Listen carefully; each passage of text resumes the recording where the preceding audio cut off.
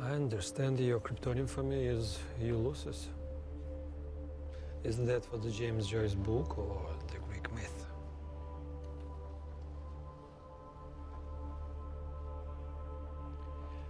Do you know what our code name is for you?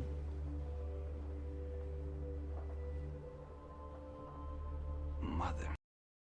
Hi everybody, it's time for me to do another video, and I haven't done a movie review in quite some time, so I decided to do a short review of Good Shepherd, the movie called Good Shepherd. It's not so much a review as well, all the movies I review, if I review movies, it's more of a recommendation to watch them if you haven't watched them. In this particular case, it's a spy movie, basically. And normally I don't like spy movies because they're unrealistic, because usually if you think of spy movies, you think of movies like James Bond. Driving fast cars and flying from one luxury hotel to the other and going into bars and casinos and drinking martinis and getting all the beautiful girls and living in luxury and action and suspense and stuff like that. You think of stuff like that because you're associated with James Bond. But the reality is nothing like that at all. By the way, what I also want to recommend you to watch is the lectures of Yuri Bezmenov, or however you pronounce his name. They're on YouTube. He's an ex-KGB agent, and he tells a little about how the reality really is. And Subversion is the term, if you look in a dictionary or criminal code to that matter, usually is explained as a part of activity to destroy things like religion, government, system, political, economical system of a country. And usually it's linked to espionage and such romantic things as blowing up bridges, sidetracking trains, cloak and dagger activity in Hollywood style. What I'm going to talk about now has absolutely nothing to do with the cliché of espionage or KGB activity of collecting information. So the greatest mistake or misconception, I think, is that whenever we are talking about KGB, for some strange reason, starting from Hollywood movie makers to professors of political science and quote-unquote experts on Soviet affairs, or Kremlinologists as they call themselves, they think that the most desirable thing for Andropov and the whole KGB is to steal blueprints of some supersonic jet, bring it back to Soviet Union and sell it to the Soviet military-industrial complex. It's only partly true. If we take the whole time, money, and manpower that the Soviet Union and KGB in particular spends outside of USSR border, we will discover, of course there are no official statistics unlike with CIA or FBI, that the espionage as such occupies only 10 to 15% of money, time, and manpower. 15% of the activity of KGB. The rest, 85%, is always subversion. So when it comes to movies, The Good Shepherd is still not a realistic spy movie. But, well, maybe it is as realistic maybe as a movie can be. So compared to a James Bond movie, it's much more realistic. It's much closer to how the life of an actual spy really is like, because it's nothing like James Bond. It's closer to the movie Good Shepherd. But of course, it's still not, the movie still is not totally accurate, because a movie by definition cannot be accurate. A movie by definition cannot portray the reality, because a movie is a movie. It's made for entertainment. It's fictitious, so naturally that movie too is not realistic either, but maybe it's as realistic as a Hollywood movie can be, because those movies by definition are not realistic. They're made for entertainment. But as far as entertainment goes, it is an entertaining movie.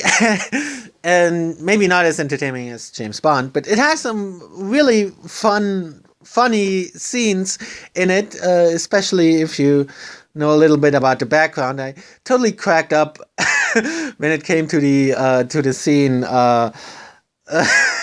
where Skull and Bones. Oh, it has Skull and Bones in it, by the way, which also makes it maybe a little more realistic. Not that Skull and Bones necessarily has to do with espionage. It doesn't, but still, it's having Skull and Bones in there makes it a little more realistic, in my opinion. But also I think also when it comes to Skull and Bones, they also portray it in a realistic light. They don't portray it in that conspiracy theory. It's not they're saying like, oh, Skull and Bones is controlling the whole world. That's not what they're saying, and that's not how they are portrayed in this movie. I think they're portrayed relatively realistically, but they're also, of course, they're not necessarily portrayed in a good light either. There's some scenes where you can almost say that they were making fun of Skull and Bones, and those scenes really cracked me up, especially the ones, especially the scene where this basically cross-dresser is invited by Skull and Bones. I thought that beneath this gay and frivolous exterior, there may lurk a cankerworm.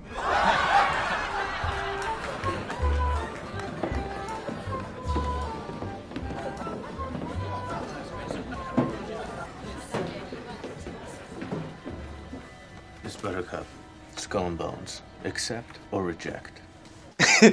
And also the initiation rituals, when they showed the initiation rituals, that also cracked me up.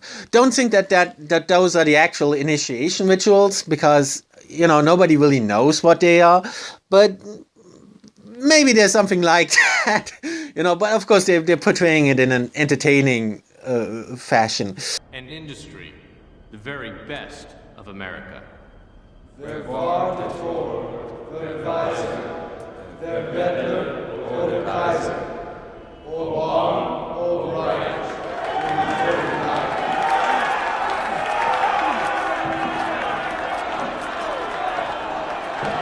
Getting pissed on is personal, Mr. Russell. I take it very personally.